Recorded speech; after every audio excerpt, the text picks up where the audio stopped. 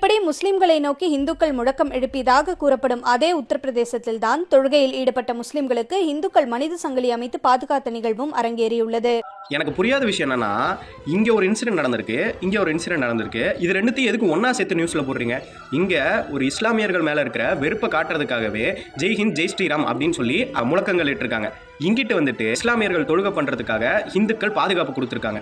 இந்த விஷயத்த நீங்க தனியா நியூஸ்ல போடலாம். நார்த் சைடு வந்துட்டு இஸ்லாமியர்கள் மேல அவ்வளவு வெறுப்பு போய்கிட்டு இருக்கிறப்போ, இங்க பாருங்க இஸ்லாமியர்கள் தொழுகிறதுக்காக இந்துக்கள் பாதுகாப்பு கொடுத்துருக்காங்க, அவங்களுக்குள்ள எந்த வெறுப்பும் இல்லாம நட்பா இருக்காங்க சில பேர் அப்படின்னு சொல்லி இந்த நியூஸை தனியா போடலாம். ஆனா இந்த நியூஸை வந்துட்டு இந்த விஷயத்து கூட சேர்த்து போடும் போது பாக்குற மக்கள் என்ன நினைப்பாங்கன்னா, ஓ சரி அவங்க எல்லாரும் இப்படி ஒன்னாதான் இருக்காங்க, இது ஏதோ ஒரு இடத்துல ரேரா நடக்குது அப்படின்னு சொல்லி நினைச்சுக்குவாங்க.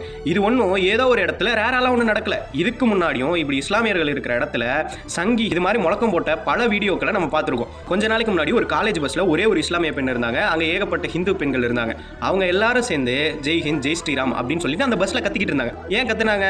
இந்த இஸ்லாமிய பெண் வந்து இரிட்டேட் ஆகணும், இஸ்லாமியர்கள் மேல இருக்கிற வெறுப்பு எந்த அளவுக்கு இருக்கு இவங்களுக்கு அப்படிங்கறத பத்தியும் நம்ம பேசணும். அது கூட கொண்டு போய் இந்த மாதிரி ஒரு நியூஸை போட்டு அதோட இதை வந்து குறைக்க கூடாது. ஏன் இதை பத்தி தொடர்ந்து நான் வந்து பேசணும் அப்படின்னு சொல்றேன்னா, இங்க மற்ற மதத்துக்காரவங்க மேல ஒரு வெறுப்பு இங்க நிறைய பேருக்கு இருந்துகிட்டே இருக்கு. ஒருத்தன் பேரை கேட்டு அவனோட பேர் இதுவா இருந்தா கண்ணை மூடிட்டு அவன் இப்படிதான் அப்படின்னு ஜட்ஜ் பண்ற அடையாள அரசியலும் இங்க வந்து நடந்துகிட்டு இருக்கு. இந்த மாதிரி நடக்கிற விஷயங்களை பத்தியுமே நம்ம நிறைய பேர் பேசணும்.